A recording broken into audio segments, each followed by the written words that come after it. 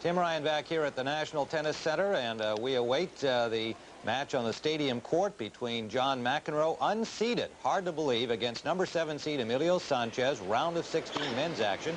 And on the grandstand court, Gabriela Sabatini is up a set over Helena Sukova, and it is 1-4 in the second set there. So the number 5 seeded Gabriela Sabatini seems in control. And now let's go to our stadium court announcers, Pat and Tony. And Mary Carrillo has joined Tony Trabert and me for this match, Sanchez and McEnroe. Mary, your thoughts about what might happen? Oh, I think McEnroe, you know, this court suits McEnroe's game surely. He's got to serve well, which has been very up and down this whole week for him. His serve establishes his attacking game, and if that's not there for him, he'll get into trouble. Sanchez has got a very good topspin forehand, clever chip backhand, and he's a very good fighter. McEnroe's really going to have to put it all together and sustain a good service game, a good attacking game all around to win. And Tony, your thoughts about this? Well, I talked to Sanchez this morning, was out here practicing, and I said, how do you like these cement courts, because you're basically a clay courter? He said, I like it here because I have good footing. And he said, really, the speed of the court helps my serve, makes me serve a little bit better. And I said, you're going to come in much? And he said, well, you almost have to come in here. This kind of a court brings you in. So I think we're going to have a good match. If John plays well, he should win. If he doesn't play real well, he could be in big trouble. Well, I think stamina is going to be a factor as well. Well, a lot of people think that it has to be a straight setter. Well, you have to give the stamina factor to Emilio Sanches. He is extremely fit. He's a very good fighter, and as Tony says, he knows how to volley. He's a very good doubles player. In fact, he and Sergio Casal won the U.S. Open doubles here a couple of years ago. His road. And that was a tough one. He played against Fabrice Santoro, the young Frenchman, with the 2 hands off both sides. That one went to 5 sets, so that was a good effort from Sanchez. McEnroe's road has been much, much simpler. In fact, 3 rounds have gone by, and this guy hasn't dropped a set yet. I thought that he would have some real trouble with Chesnikov. I wasn't so sure John would be able to beat him. And as a matter of fact, he played the best match that he's played in perhaps 2 or 3 years. And looking real good. We'll just see if he can sustain it. I think it's longer than 2 or 3 years. Better than I've seen him play in 7 or 8 years, maybe. 2 minutes. McEnroe Sanchez coming up in 2 minutes.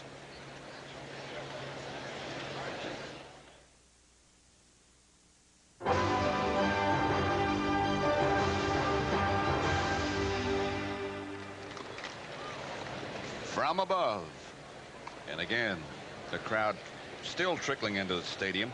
Time. Before Please too take much your longer, seats it'll be quickly. full. You know, with all the people here, and there are so many good matches going on, even on the outside courts, that they fan out all over the place. That's what makes the first week or so of any of these Grand Slam tournaments so much fun. It's not just the stadium. Oftentimes you don't get the best matches in the stadium. You get the name players, but sometimes the matches are one-sided. You get out on this outside courts, you see some real dog fights. And you can see the grandstand right behind the stadium. Shadows are already creeping across there. Men's singles, Yvonne Lendl has advanced. Now it's a question, is it Muster or Sampras, Sanchez and McEnroe, or Wheaton and Curran? And that's coming up later today. And those are 2 big servers. If you want to see some smoke coming off the serve, you want to watch Wheaton and Curran. I think you all know about Curran, but David Wheaton can really hammer the serve. Curran, the oldest player in the entire tournament. In fact, he's the one that said a couple of years ago they should blow up New York. That was after he had a first-round loss. And the airplanes were still a factor at that time. Yeah, and then the next day he came back and he was wearing a shirt. He got so much flack. He was wearing a T-shirt that says, I love New York. You realize he'd made a mistake. Set, John McEnroe to serve. There was a time a few years ago, Mary, when I would bet you $1 that McEnroe would take this first serve of the match and hit it hard out to the forehand corner. It was just a pattern the way he started. I don't know if he's going to do that today, but that's the way he used to always start his matches.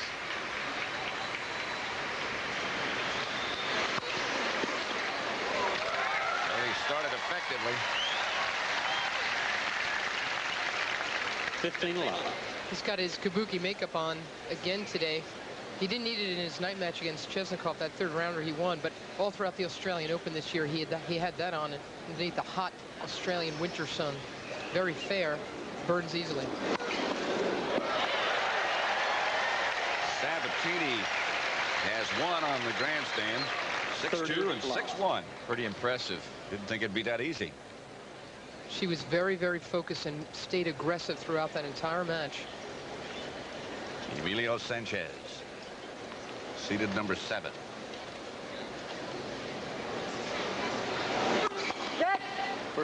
John beat Emilio's brother Javier Sanches in the first round 7-6, 7-6, 6-4. So he's trying to do in the male side of the Sanches family if he can win this one.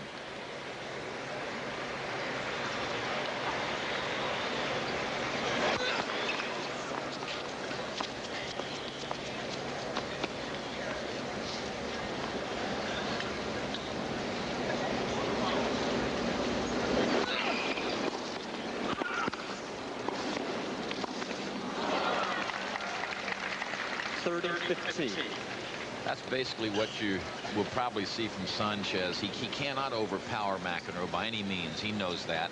He said, I'm not that powerful, but he has to be accurate, consistent, and run extremely well. Try to get McEnroe out of position and then get the ball through the opening.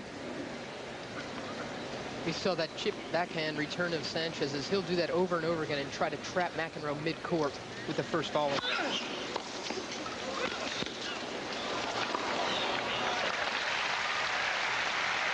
Even that was a terrific return off a very difficult serve. 40-15. McEnroe made an excellent volley from a very low position. Sanches can get very grooved on his returns. That's why it's so important for McEnroe to stay unpredictable. Move that ball, that service ball, all around the court.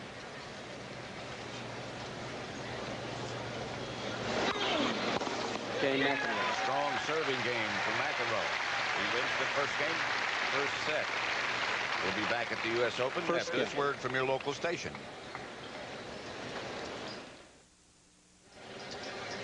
Pat Summerall with Tony Trabert and Mary Carrillo. The stadium at the USTA's National Please Tennis take the Center. closest seat. U.S. Open of 1990. No airplanes either. Sort of nice. Almost feels strange.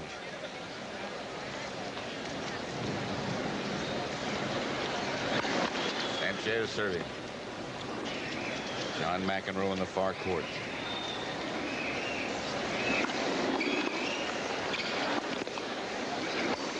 Oh! 15 left.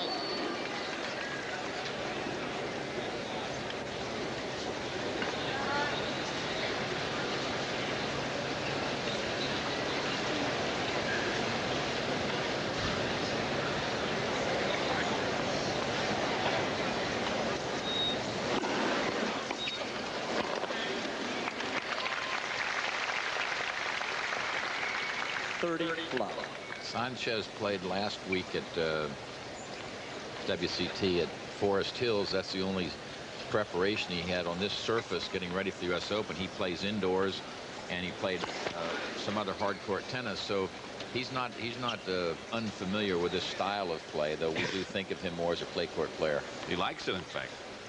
Feels very comfortable.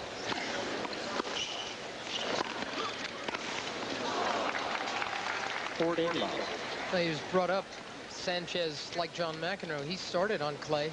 That's where he learned his game. I think the reason Sanches can play so well on a hard court is that he doesn't have clay court grips. And he's got very, he doesn't have those extreme grips that would limit him. That's a good point. Plus, he takes the ball early, and you have to do that to be a good doubles player. So on this kind of a surface, you have good footing and a true bounce. Two things you just have to have. See the good normal service grip there.